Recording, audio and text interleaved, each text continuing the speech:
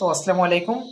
আপনারা যারা আমাকে লাঞ্চে জিগান যে ভাই কি খাবার চাইবেন বা যারা আমাকে ফোন দেন, আমি কিন্তু কথায় কথায় বলি যে আমি গরুর গোস্ত খাই এবং আপনার গরুর কলিজা খাই। আমি কিন্তু এগুলো মজা করি, কিন্তু জাস্ট আজকে দেখুন আমি যে গরুর কলিজা খাচ্ছি, এটা আবার সেই গরুর কলিজা। ছোট্ট একটা চুলা, দেখুন ছোট্ট একটা বাটির মতো চুলা।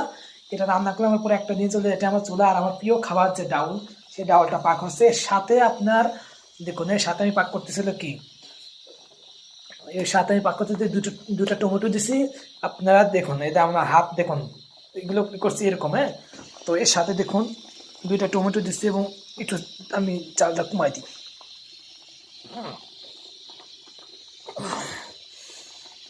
আমি জালটা কমাই দিই, না তারা আপনার আমি পুরোপুরি রান্নাটা দেখাইতে পারছি না।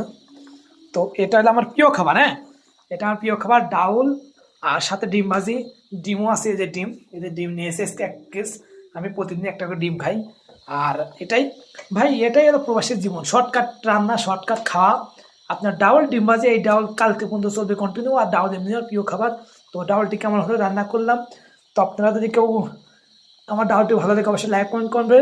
আর আমি 5টা আমি ভিডিও করব, আমি কিভাবে রান্না করি, কিভাবে বাজার করি, এই নিয়ে।